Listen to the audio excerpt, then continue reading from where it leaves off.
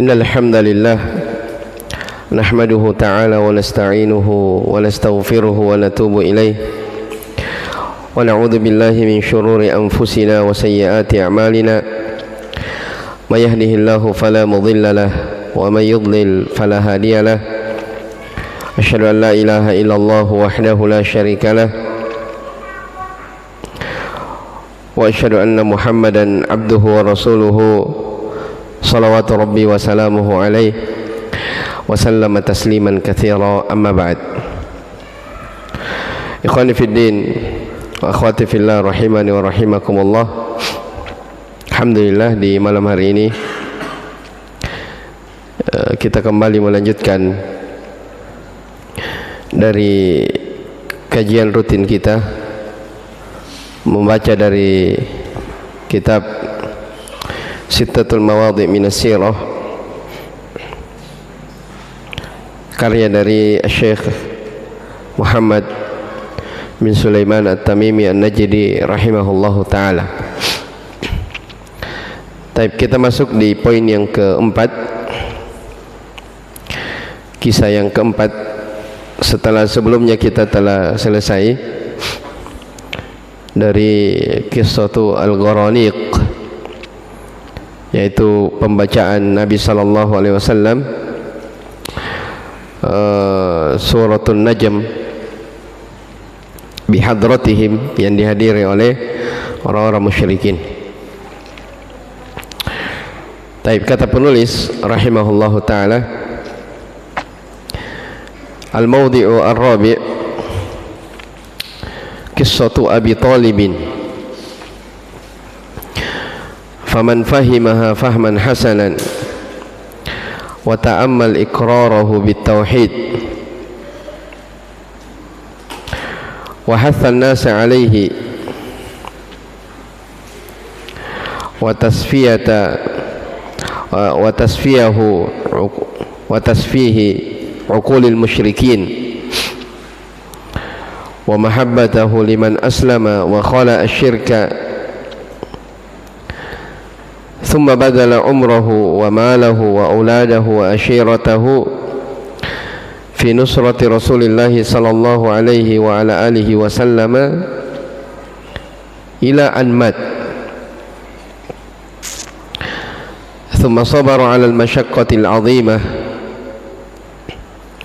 والعداوة البالغة، لكن لم يدخل فيه ولم يتبرأ من دينه الأول، لم يصر مسلما مع أنه يعتذر عن ذلك بأن فيه مسبة لأبيه عبد المطلب ولهاشم وغيرهما من مشايخهم، ثم مع قرابته ونصرته استغفر له رسول الله صلى الله عليه وعلى آله وسلم، فأنزل الله عليه ما كان للنبي والذين آمنوا أن يستغفروا للمشركين ولو كانوا أولي قربى من بعد ما تبين لهم أنهم أصحاب الجحيم. والذي يبين هذا أنه إذا عرف رجل من أهل البصرة أو الأحساء يحب الدين ويحب المسلمين ظن أكثر الناس أنه مع المسلمين، مع أنه لم ينصر الدين بيد ولا مال ولا له من الأعذار مثل ما لأبي طالب. فمن فهم قصة أبي طالب وفهم الواقع من أكثر من يدعي الدين تبين له الهدى من الضلال وعرف سوء الأفهام والله المستعان. Kata penulis rahimahullah, tempat yang keempat atau pelajaran yang keempat tentang kisah Abu Talib. Maksudnya kisah Abu Talib di sini tentang kisah wafatnya, tentang kisah wafatnya. Kata beliau, faman fahima fahman hasanan, barang siapa yang memahami kisah ini dengan pemahaman yang baik, wa ta'ammal dan dia memperhatikannya. Apa itu yang beliau tekankan? Sebentar kita jelaskan ya, kita terjemahkan dulu. Saya ulangi. Jadi peristiwa yang keempat yang beliau ingin jelaskan di sini adalah peristiwa tentang Abu Talib, yaitu kisah wafatnya atau kisah secara umum dari paman Nabi sallallahu alaihi wasallam, Abu Talib. Kata Syekh, siapa yang memahaminya dengan baik, wa ta'ammal iqrarahu bitauhid,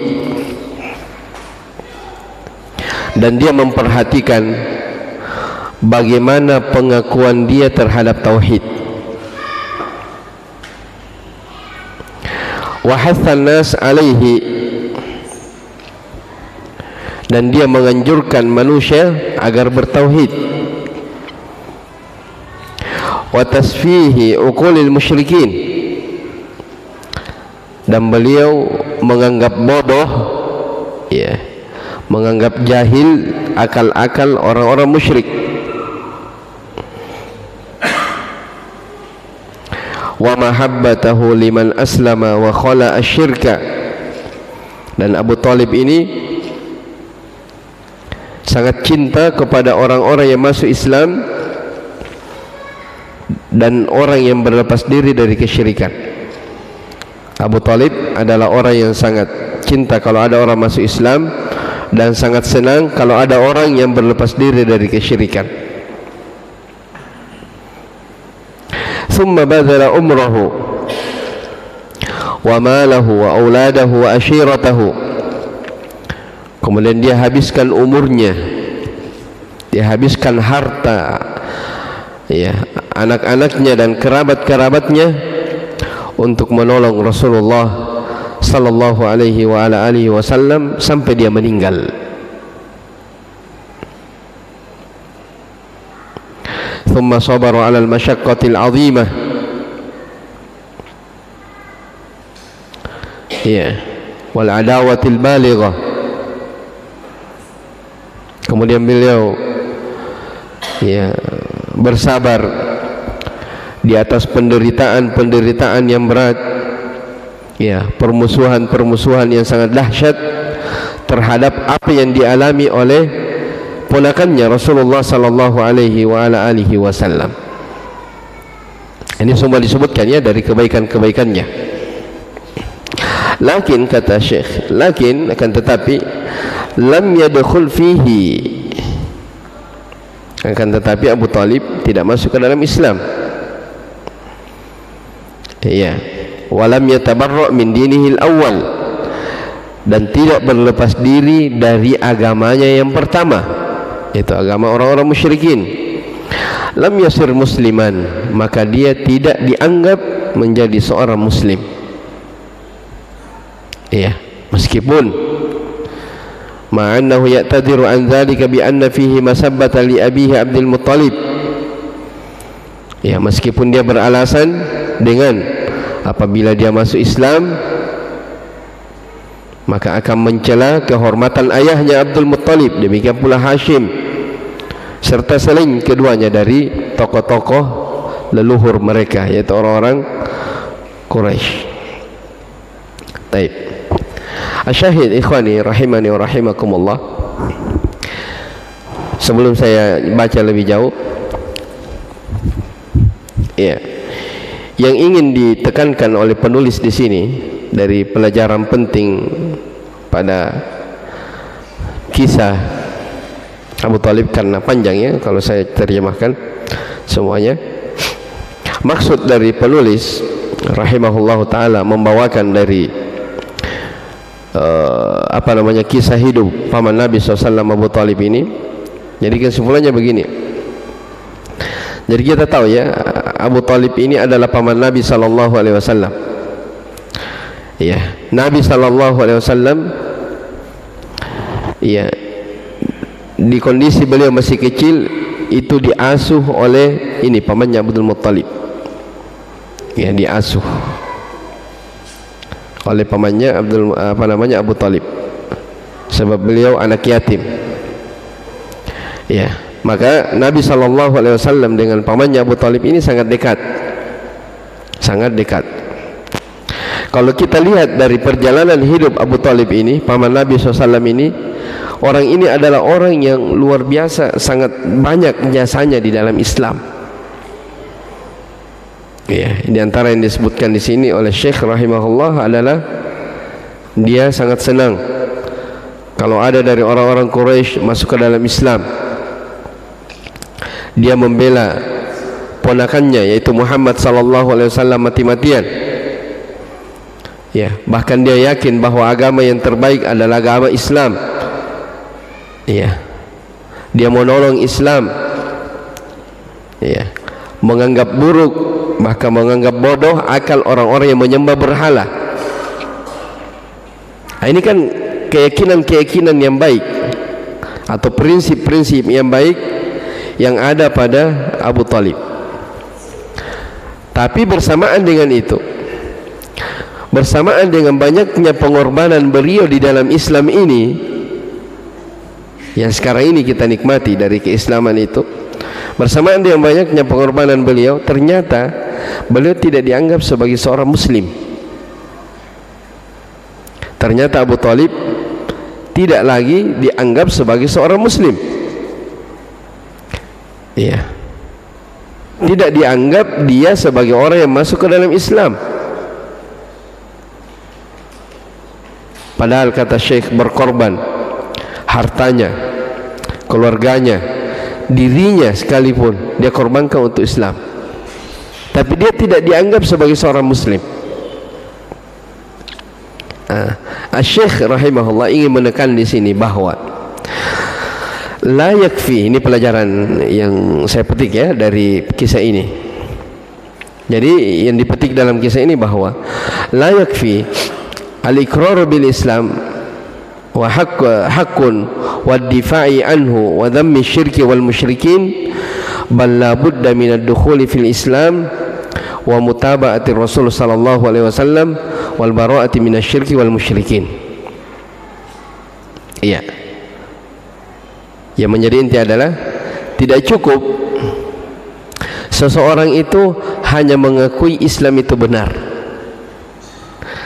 Iya. Tidak cukup seseorang itu hanya membela Islam, mencela kesyirikan dan orang-orang musyrik.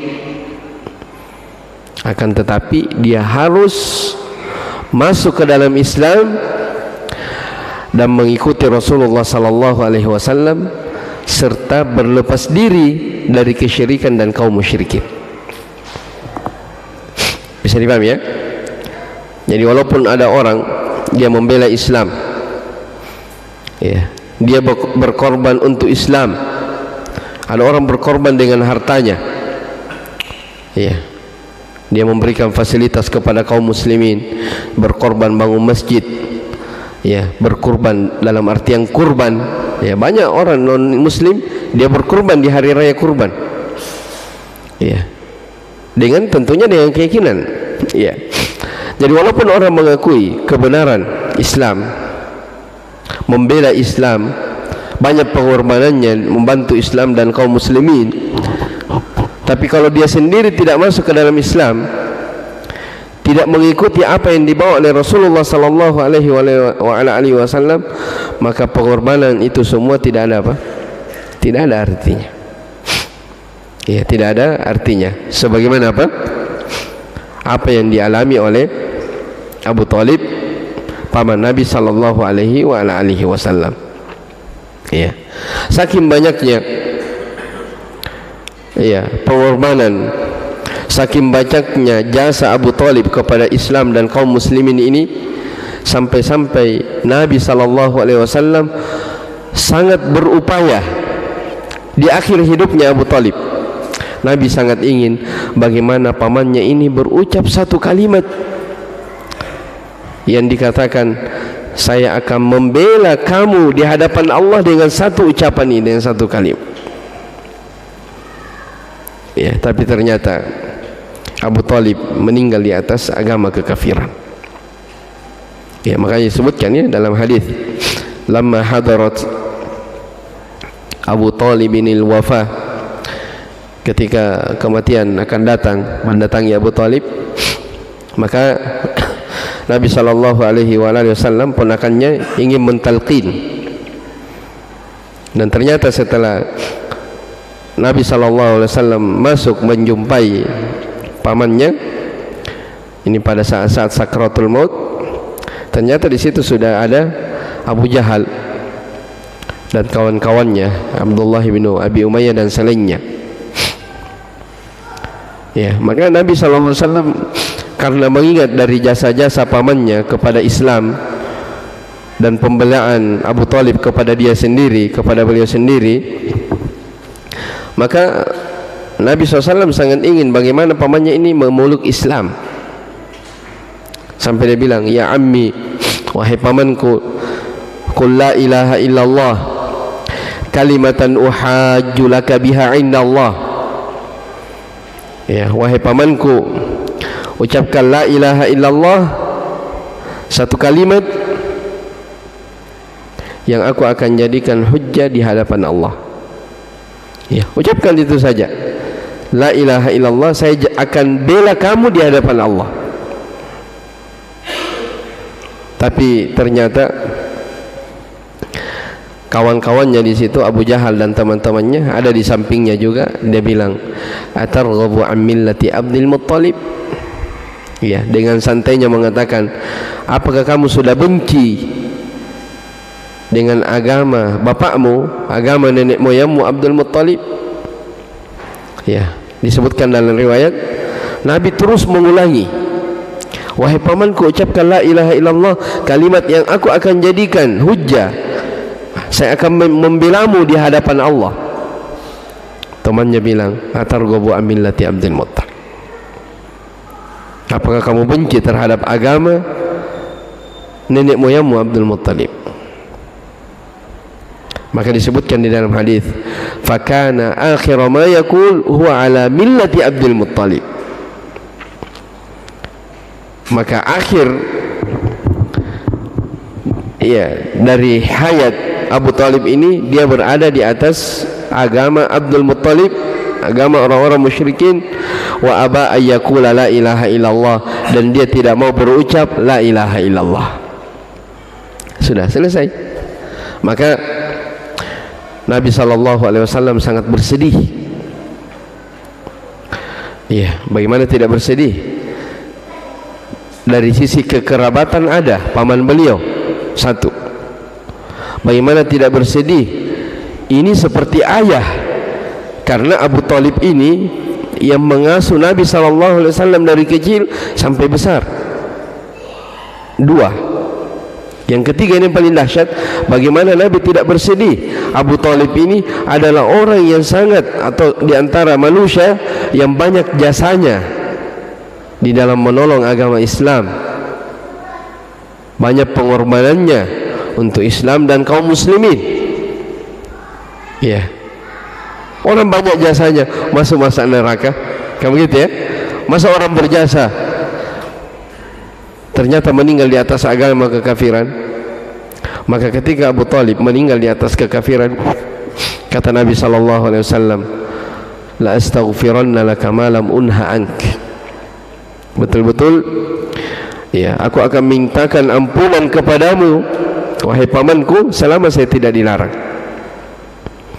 Ya, jadi ketika Abu Talib meninggal, Nabi tetap mengatakan, saya akan mintakan ampunan kepadamu selama saya tidak dilarang. Maka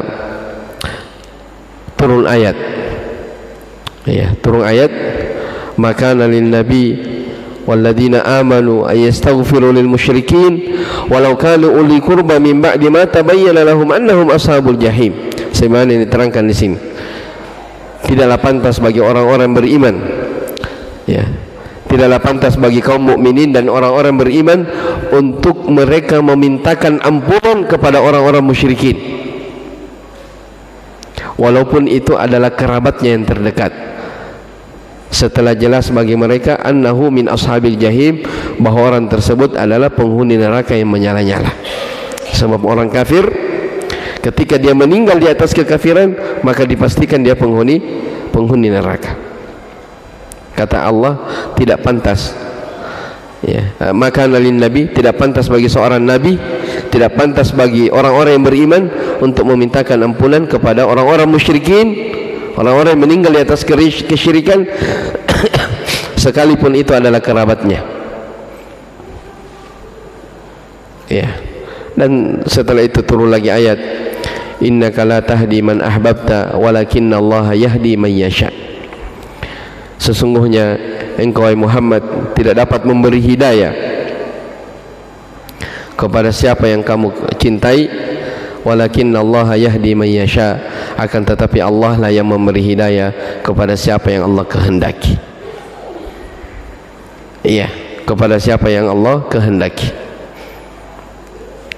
Taib. Ketika Abdullah ibnu Abbas radhiyallahu ta'ala anhuma disebutkan dalam Sahih Bukhari dan Sahih Muslim, ya, atau Al-Abbas, ya, Abdul Muttalib, paman Nabi sallallahu alaihi wasallam juga. Kata Al-Abbas kepada Nabi sallallahu alaihi wasallam, ma agnaita an ammika fa innahu kana yahutuka wa yaghdabu laka. Wahai Muhammad, apa manfaat yang engkau telah berikan kepada pamanmu Abu Talib, karena dia dahulu telah membelamu. Iya, dia marah demi mendukungmu dan dia membelamu. Apa pengorbananmu atau apa yang engkau berikan kepada pamanmu ini Abu Talib? Kata Nabi sallallahu alaihi wasallam, huwa fi dahdahin min nar walaula ana lakana fi darkil asfali minan nar. Iya, sebenarnya dia berada di tempat yang paling, iya, kata Nabi SAW, pamanku ini Abu Talib, dia berada di dahdah. Dahdah itu tempat yang paling dangkal, yang paling rendah dari neraka. Walaula ana lakana fid darkil asfali minan nar. Kata Nabi SAW, seandainya bukan karena saya, niscaya dia akan berada pada tingkatan neraka yang paling bawah. Jadi ini ada sedikit syafaat Nabi SAW kepada pamannya Abu Talib. Ya, ini hanya beliau, ya, yang lainnya tidak. Ya. Jadi yang Nabi sallallahu alaihi wasallam bisa tolong pamannya Abu Talib ini karena Nabi merasa sangat banyak pengorbanannya Abu Talib dalam Islam. Belum lagi beliau, Nabi SAW, ya, Abu Talib ini adalah paman beliau sallallahu alaihi wasallam, maka dimintakan, ya, dari keringanan siksaan. Ya, asalnya orang-orang musyrikin meninggal berada dalam lapisan neraka yang paling bawah. Tapi dengan pertolongan atau dengan syafaat dari Nabi sallallahu alaihi wasallam, huwa fi dahdahi minan nar. Dia hanya berada di lapisan neraka yang paling dangkal. Laula ana lakana asfal minan nar. Kata Nabi sallallahu alaihi wasallam, seandainya bukan karena saya, maka pamanku ini akan berada di lapisan neraka yang paling bawah. Ya. Dan disebutkan dalam hadis lain, kata Nabi sallallahu alaihi wasallam, ahwalu ahli nari adaban Abu Talibin. Ya, penghuni neraka yang paling ringan siksaannya, kata Nabi sallallahu alaihi wasallam, adalah Abu Talib. Ya, wa huwa munta'ilun bina'laini yaghli minhuma dimaghuhu, yaitu dia memakai dua sandal dari api neraka. Ya, belum sandal itu dimasukkan ke dalamnya, maka otaknya sudah mendidih karena panasnya. Ini siksaan yang paling ringan yang didapatkan oleh paman beliau sallallahu alaihi wasallam, yang disebabkan karena tidak masuk ke dalam Islam. Maka jamaah sekalian rahimani wa rahimakumullah, inti dari kisah Abu Talib ini, walaupun kita belum selesai membacanya, bahwa pengorbanan di dalam Islam itu tidak cukup. Ya, jasa atau pengorbanan yang kita korbankan di dalam Islam itu tidak cukup selama seseorang itu tidak meyakini, tidak mengakui dari kebenaran Islam.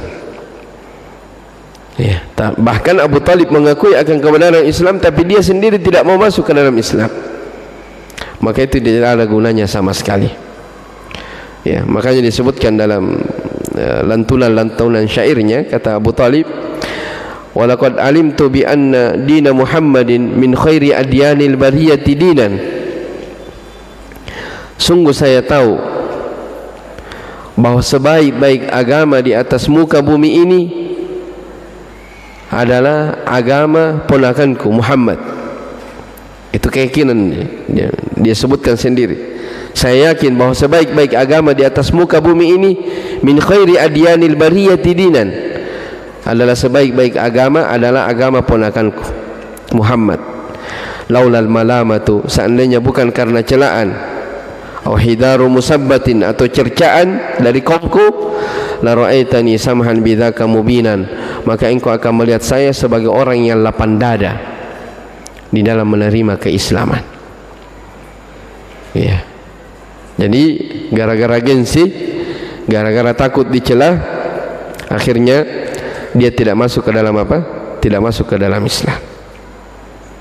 Ya, ini juga menunjukkan bahwa ya, seseorang yang beragama, seseorang yang punya prinsip, berkeyakinan, dia tidak akan mendahulukan ridha manusia ketika bertentangan dengan ridha Allah Subhanahu wa taala. Ya, jadi jangan dia bilang, oh, saya takut dicela, makanya saya tidak mau amalkan ini. Ya, saya takut ya teman saya, makanya saya tidak seperti ini. Ya, ketika kebenaran jelas, orang-orang beriman itu sami'na wa ata'na.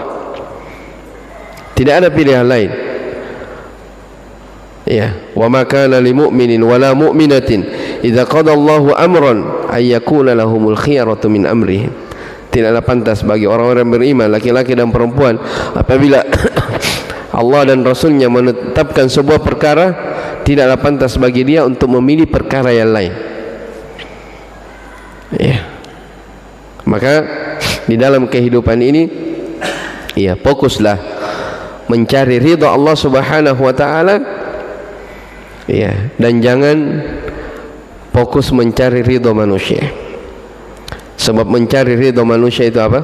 Ghayatun la tudrak. Ya, mencari ridha manusia itu adalah puncak yang tidak bisa dicapai. Ya, kalau antum cari, ya, berusaha mencari ridha manusia sampai semua orang ridha dengan diri ini, tidak ada orang yang bersepakat ridha kepada kita. Ya, jangankan kita, para nabi, orang-orang soleh, jangankan para nabi, orang-orang soleh, Allah saja dicela. Ini Allah dicela. Ya, makanya kata seorang penyair, ya, ma salimallahu min bariyatin wala nabiyyin huda fa kaifa ana. Allah saja tidak selamat dari celaan. Wala nabiyyin huda, demikian pula para nabi yang dituntun, yang mendapatkan petunjuk. Fa kaifa ana, bagaimana lagi dengan aku? Ya, tidak ada yang selamat dari celaan. Olehnya itu, ya, cari ridha Allah Subhanahu wa taala.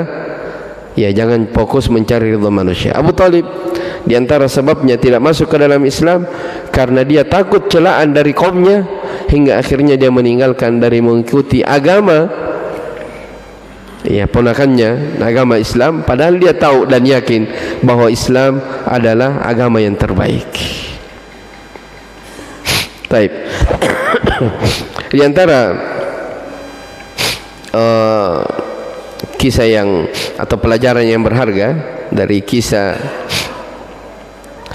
wafatnya Abu Talib ini, yang saya singgung tadi, adalah agungnya kalimat la ilaha illallah. Ya, sebab Kenapa saya bilang agungnya kalimat la ilaha illallah? Sebab Nabi SAW hanya minta satu, wahai pamanku, ucapkan ini la ilaha illallah. Ini kan syarat ini untuk masuk ke dalam Islam. Ucapkan ini saja kalimat la ilaha illallah adalah kalimat yang saya jadikan hujjah, ya, argumentasi di hadapan Allah. Tapi ternyata tidak mau. Ini menunjukkan apa? Keagungan la ilaha illallah. Ternyata dengan la ilaha illallah itu bisa menyelamatkan seseorang dari dahsyatnya siksaan api neraka. Makanya kata Nabi SAW, man kana akhir kalamihi la ilaha illallah dakhala al-jannah. Siapa yang akhir ucapannya adalah la ilaha illallah, dia akan masuk surga. Ya, ketika Nabi sallallahu alaihi wa ala alihi wasallam menjenguk seorang anak muda Yahudi, ya, Nabi SAW ingin mengajak anak muda ini untuk masuk ke dalam Islam. Anak muda ini sedang sakit yang sangat keras hingga akhirnya dia sakaratul maut. Nabi menjenguknya, diajak kepada anak muda ini, ya, Nabi mengajaknya untuk masuk ke dalam Islam. Maka anak muda ini melihat kepada ayahnya.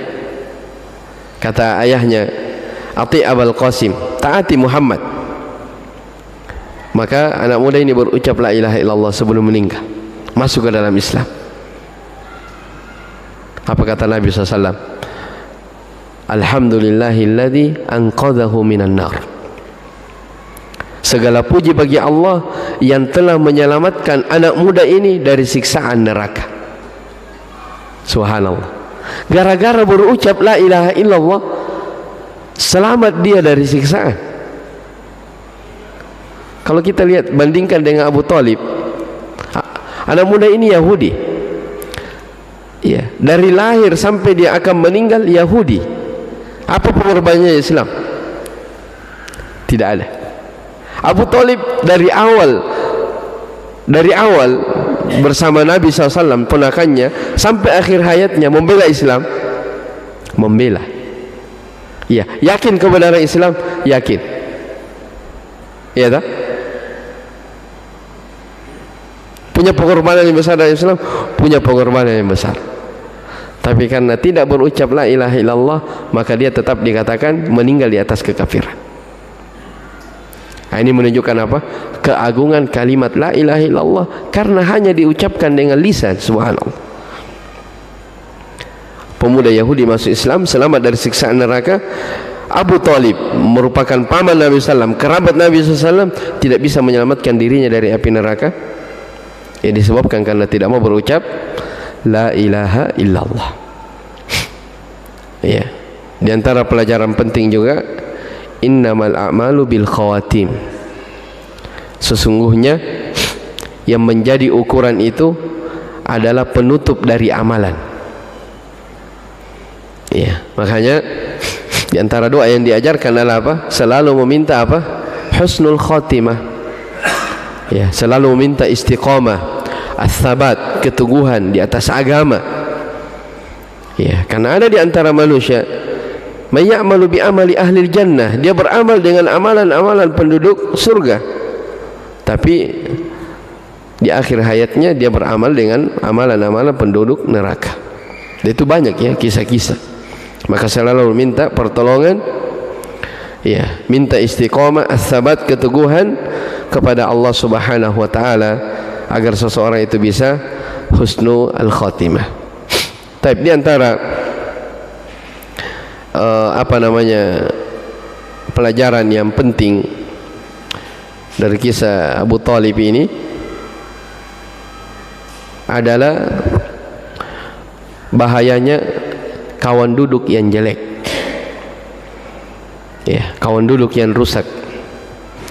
Karena kawan itu sangat berpengaruh dalam kehidupan. Iya, bayangkan, disebutkan para ulama, seandainya tidak ada kawannya, maka Abu Talib dengan hati kecilnya ini akan dia akan mengikrar syahadat la ilaha illallah. Tapi ketika Nabi mengajak pamannya, ada di situ teman-temannya bilang, atarghabu an millati Abdul Muttalib? Oh, rupanya kamu sudah benci ya dengan agama nenek moyangmu Abdul Muttalib. Nabi ajak, ada lagi bisikan. Nabi ajak, ada bisikan. Maka ini menunjukkan apa? Pengaruh teman itu luar biasa. Iya, pengaruh teman duduk itu sangat luar biasa. Dan sama jamaah sekalian rahimani wa rahimakumullah, dalam kehidupan ini, ya, dalam lingkungan hidup, di dalam kita bertetangga, dalam kita berkompleks, dalam masyarakat, semuanya itu berpengaruh. Ya, masalah ekonomi saja itu berpengaruh dengan lingkungan hidup. Ya, makanya sebagian menyebutkan, ya, hidup di dunia ini sebenarnya sederhana. Yang membuat susah hidup ini adalah gaya hidup. Saya ulangi, hidup di dunia ini mudah. Yang susah itu apa? Gaya hidup. Ya, kadang orang, ya, karena orang di sekitarnya terbiasa dengan hidup mewah, ketika dia ketinggalan, ya dia berusaha. Ya, dia paksa dirinya untuk mengikuti apa? Gaya hidup orang lain. Padahal dia pas-pasan. Ya. Jadi lingkungan itu sangat berpengaruh. Ya, pertemanan itu sangat memberi pengaruh. Ya, makanya kata Nabi SAW, al-mar'u ala dini khalilihi falyanzur ahadukum may yukhalil. Ya, seseorang itu dilihat di atas agama temannya, maka lihat kepada siapa kamu berteman. Ya, sama, mau teman di dunia nyata, mau teman di dunia maya, semuanya sama. Ya, mau di grup, mau di mana, karena sekarang kita sudah hidup di dua alam. Ya, ada dua alam, alam nyata, ada alam tidak nyata, ya, ada maya namanya. Jadi perhatikan pertemanan. Ya, karena pertemanan ini bisa menjerumuskan seseorang di dalam keburukan-keburukan. Baik, masih ada beberapa poin penting dari kisah yang dipaparkan oleh Syekh rahimahullah taala di sini, tapi waktu, ya, mungkin kita lanjut kisah ini di pertemuan yang akan datang biidznillah taala. Wallahu a'lam. Ada yang mau ditanyakan? Sudah isya ya? Sudah? Ada yang mau ditanyakan seputar kurban?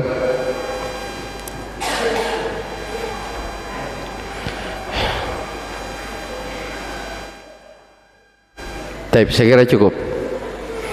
Subhanakallah bihamdik, asyhadu an la ilaha illa anta, astaghfiruka wa atubu ilaik. Walhamdulillahirabbil alamin.